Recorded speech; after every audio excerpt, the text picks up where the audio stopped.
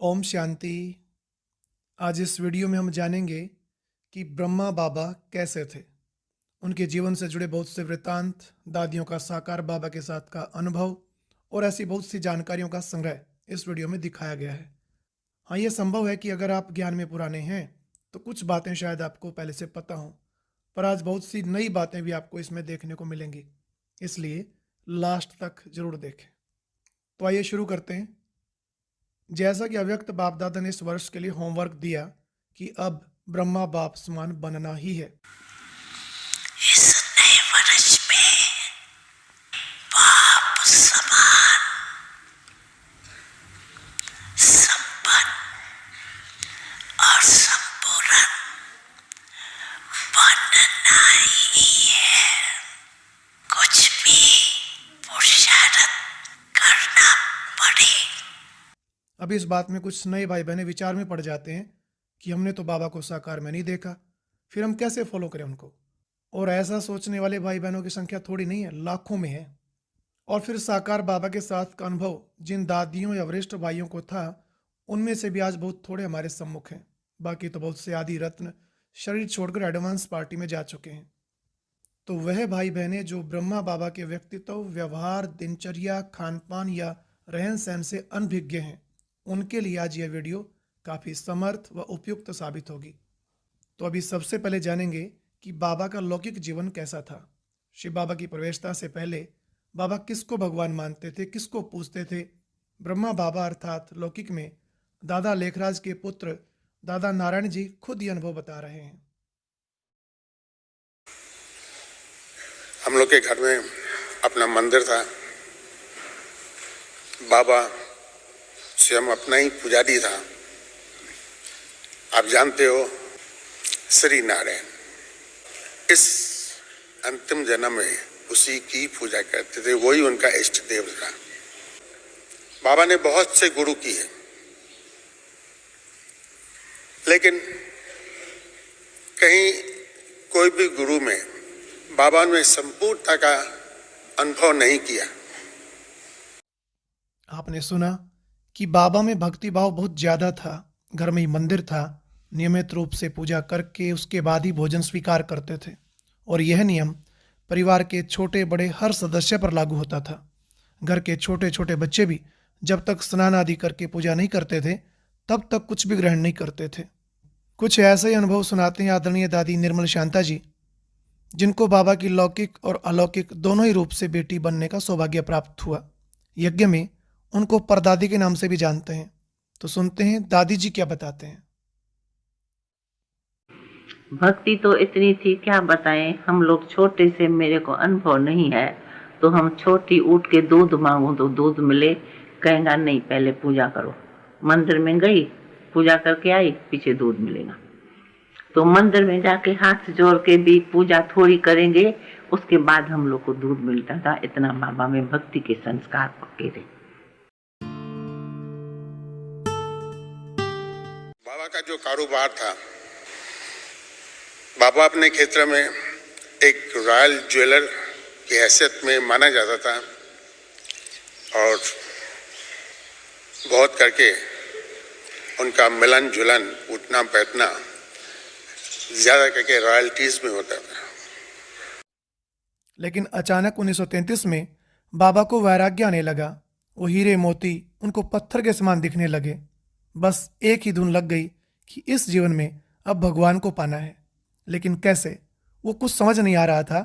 इस विचार के चलते बाबा ने आखिर फैसला ले ही लिया कि अब लौकिक कार्य से निवृत्त होकर इसी तरफ अपना सारा समय लगाना है। और 1934 में बाबा ने अपना बिजनेस समेटकर अपने भागीदार को सौंप दिया। बाबा के जीवन में परिवर्तन 1933 से इमर्ज हुआ था। 34 में बाबा ने अपना व्यवहार समेट के अपने भागीदार को दे दिया, और बाबा ने उसको यही कहा कि अब मेरा समय आ गया है और ये कारोबार तुम संभाल लो। जो दे सकता है वो मेरे को दे देना। मैं कोई व्यवहार में अभी कोई दिलचस्पी नहीं रखता हूँ। अभी ये तो सुनी आपने बाबा के लौकिक जीवन की कुछ बातें। अभी हम जानेंगे कि बाबा का अलौकिक जीवन कैसा था। बाबा की दिनचर्या सुबह से लेकर शाम तक कैसी होती थी। बाबा कब क्या खाते पीते थे। यह अनुभव सुनते हैं आदरणीय राजयोगी भ्राता निर्वैर जी से। वो भी बड़ी एक बैलेंस्ड दिनचर्या थी, बड़ी नॉर्मल।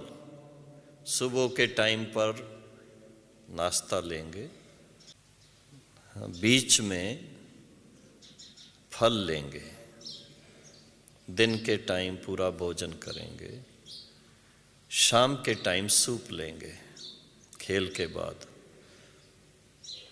और रात का भोजन करेंगे। सोने से पहले थोड़ा 1 कप दूध लेंगे। लेकिन बाबा का विशेष एक ध्यान जरूर रहता था, कोई भी एक्टिविटी करें वो याद में रह करके करें। बाबा की दृष्टि ही कईयों की बीमारी को ठीक कर देती थी। लेकिन बाबा हमेशा कहते थे, बच्चे निराधार बनो, खुद योग में शक्ति भरो। दृष्टि से भी पता लगता है, बाबा दृष्टि देता है, शक्ति आ जाती है। बीमार पड़ेंगे तो भी ऐसे हाथ फेर करके प्यार से आकर के दृष्टि देंगे तो बुखार भी उड़ जाता। पर जब हमको आदत पक्की हो जाती है तो मेरे को बुखार है, बाबा को बुलाओ, तो फिर नहीं आएगा। क्योंकि बाबा हमको निराधार बनाने चाहते हैं कि ये नहीं कि बाबा आएगा जब हाथ फेरेगा तब मैं ठीक होंगी। नहीं, बच्ची से बाबा को याद करो, बच्ची से बाबा को याद करो। मैं भी शिव बाबा को याद करके तुम्हारे पास आता हूँ, तुम भी शिव बाबा को याद करो। इसलिए बाबा ने निराधार बना दिया। रात दिन योग में रहो, शाम को भी योग तो सुबह को भी योग, घर का काम काज सब करते थे, पर प्लस योग। बाबा की दृष्टि में इतनी शक्ति थी कि जब कोई पहली बार बाबा के सामने आता था तो अक्सर उनको कोई ना कोई साक्षात्कार होता था। भाई बहन इस बात का बड़ा अटेंशन रखने लगे कि जब भी कोई पहली बार बाबा से मिलने आए तो एक भाई कुर्सी लेकर उसके पास खड़ा रहे, ताकि अगर कुछ हलचल दिखाई दे तो तुरंत उसको बिठा सके। आप सोचिए कितने शक्तिशाली होते थे बाबा की वाइब्रेशन। जब बाबा किसी को स्नेह भरी दृष्टि देते थे, खो जाते थे सब उस प्यार के सागर में। एक बार का ऐसा ही अनुभव सुना रहे हैं आदरणीय कुंज दादी जी। जब अब्बू में कोर्स कराते थे तो बहुत जोर से इस बात को समझाते थे, हमें पढ़ाने वाला कोई मनुष्य नहीं, और जो भी जिज्ञासु आता था वो फार्म में यही लिखता, हम आपके गुरुजी से मिलने चाहते हैं, हम दादा से मिलने चाहते हैं। और बाबा कहता था जब उसको परिचय नहीं है तो वो क्या मिलेगा। इसलिए बाबा मिलेगा 7 दिन के बाद, वो पक्का समझ ले कि हमें पढ़ाने वाला कोई मनुष्य नहीं है, डायरेक्ट ऑलमाइटी। तो उनको खूब कोर्स में ये पक्का कराते थे। और 7वां दिन पूरा होता था तो हम आके बाबा को कहती थी, बाबा आज फलाने जिज्ञासु को आपसे आज मिल। कभी बाबा ऑफिशियल कहते थे, अच्छा बच्ची मिलने के लिए बाबा कमरे पर गद्दी पर बैठते थे और उनको मिलाने ले आते थे। और कभी बाबा निरंकारी फुल रेशन मास में 1 बार आता था तो बाबा बैठ के बच्चों के साथ गेहूं सफा करता था। बाबा को कहा, बाबा आज तो इस जिज्ञासु को बाबा आज आपसे मिलना है, बाबा आप ऊपर चलो। तो बाबा ने कहा, ना बच्ची तुमको मिलाना है तो यहां आके मिलाओ। मैं कहा, बाबा 7 दिन मैं उसको पढ़ाया कि स्वयं परम पिता परमात्मा परम धाम छोड़ के इस ब्रह्मा के तन में आया है, वो यहां मिलेगा तो क्या कहेगा। तो बाबा ने हम बच्चों के आगे निरहंकारीपन का पाठ भी प्रैक्टिकल में बजाया। मैं देखा बाबा की लहर ये है और उसको भी अटूट है, आज मिलना है। मैं आपको क्या बताऊं, वो जिज्ञासु आया तो भी बाबा गेहूं सफा करते। तो मैं बाबा का, बाबा भैया जी आए। बाबा ने उठ के ऐसे दृष्टि थी, उसको तुरंत विष्णु का साक्षात्कार हुआ। आपको क्या बताएं, भाइयों को साक्षात्कार होता है, सदा उनके गिरने का डर रहता है। तो विश्वरतन दादा को बुला के मैं कहा, दादा कुर्सी ले आओ और पीछे पकड़ना। उसने फौरन कह दिया, आप तो विष्णु के अवतार हो, आप तो भगवान साक्षात विष्णु का अवतार हो, ये कर। बाबा ने कहा कुंज बेटी क्या देखा? मैं कहा बाबा गाया गया ईश्वर की गति ईश्वर जाने और न जाने को। तो बाबा आपकी लीला तो अपरम अपार है।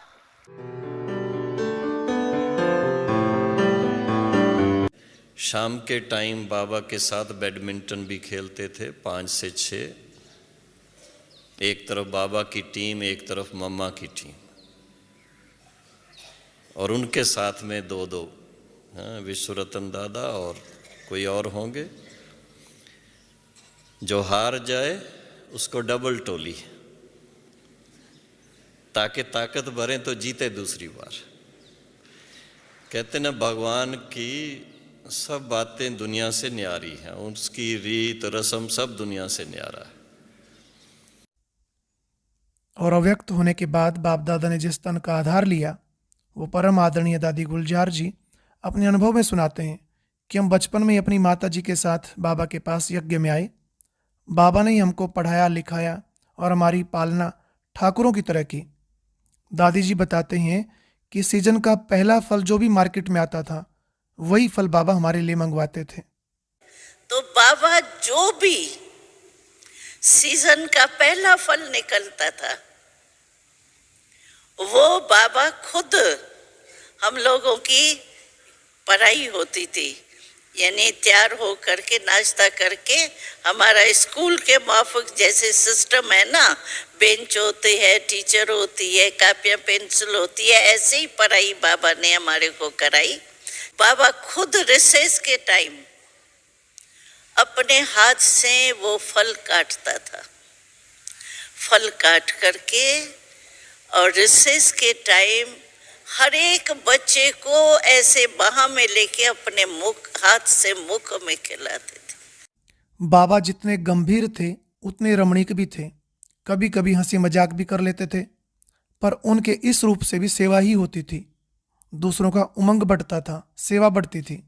एक दिन बाबा कमरे में थे और मक्खी तंग कर लगी। टोटल जीवन में बाबा ब्रह्मा बना कैसे ब्रह्मा? साधारण व्यक्ति एकदम से उच्च बन जाए, इतना जो सारी सृष्टि का आदि पिता ब्रह्मा बाबा सेकंड में तन मन धन सहित समर्पण हो गए। धन तो बहुत देती है, पर धन का अपमान भी होता है। धन के बाद पश्चाताप भी होता है, मैंने सब धन क्यों दिया, कुछ मुझे रखना चाहिए था बच्चों के लिए, पोतरों के लिए, दोतरों के लिए। बाबा ने दिया सो दिया। सरेंडर होने के बाद कोई भी संकल्प नहीं, कोई भी पश्चाताप नहीं, कोई भी वर्णन नहीं, अपमान भी नहीं। बाबा हमेशा ही यह शिक्षा देते थे कि संसार के सभी प्राणी मात्र के साथ सदा श्रेष्ठ और एक समान व्यवहार हो। कभी भी, चाहे कोई पशु हो, पक्षी हो, किसी के साथ भी भेदभाव न करो। बाबा ने कहा अच्छा बच्चों, तुमने तो देख लिया है ना कि कैसे गाय को खिलाया जाता है, कल से तुम करो, बराबर का दो।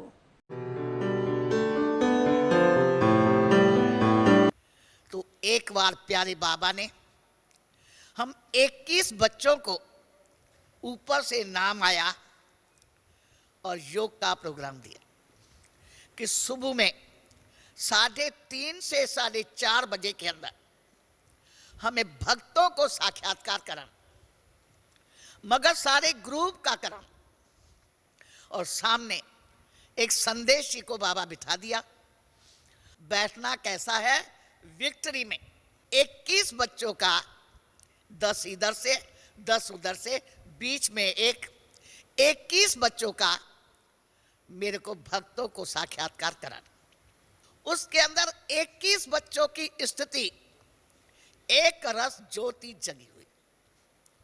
अगर 21 में से एक की भी स्थिति ठीक नहीं होगी तो सामने संदेशी कंप्लेन ले आएंगी कि बाबा को इस भगत को साक्षात्कार कराना था, अगर फलाने बच्चे का बुद्धि योग भटक रहा था तो बाबा का साक्षात्कार कराना कैंसिल हो गया। बाबा ने कहा जैसे बच्चे आप जानते हो ना, ग्रुप का फोटो निकाला जाता है, अगर फोटो के अंदर एक भी हिल जाता है तो फोटो खराब हो जाता है।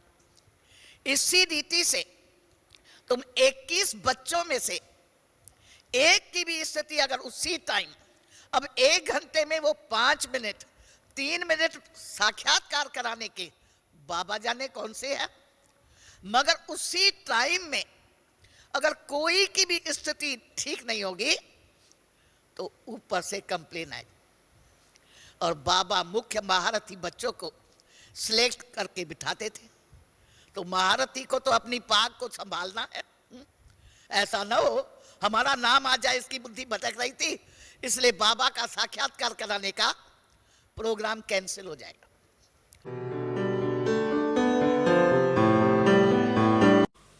कम से कम 15-20 स्थानों पर बाबा का पत्र जाता था। और जैसे जैसे बाबा लिखते थे, अभी कई तो पढ़ लेते थे बाबा के अक्षर, कोई, लेकिन अधिकतर जो नहीं पढ़ सकते थे सिंधी स्क्रिप्ट, उनके लिए ऊपर में ईशु दादी हिंदी में लिख देती थी। खास पोस्ट के लिए समय था कि इस समय जाएगी तो अगले दिन ये दिल्ली में, बॉम्बे में, सब जगह मिल जाएगी। बड़ा पर्टिकुलर बाबा उस बात को रखते थे, 1 मिनट भी आगे पीछे नहीं होने देते थे। बाबा ऐसा मानते थे कि दुनिया में कोई भी कार्य छोटा या बड़ा नहीं होता। अगर कार्य करते हुए हमारी स्थिति और स्मृति श्रेष्ठ है तो हर कार्य श्रेष्ठ है। बाबा छोटे से छोटे कार्य को भी पहले खुद प्रैक्टिकल करके दिखाते थे और फिर अपने कर्म से दूसरों को शिक्षा देते थे।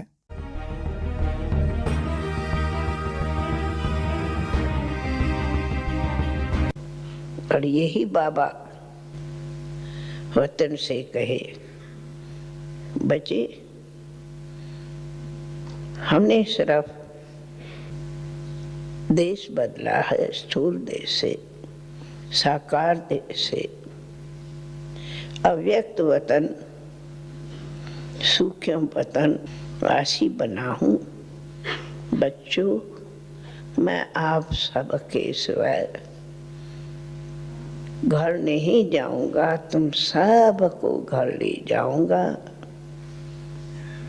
रूप बदला है पर मैं छोड़ के नहीं गया हूँ,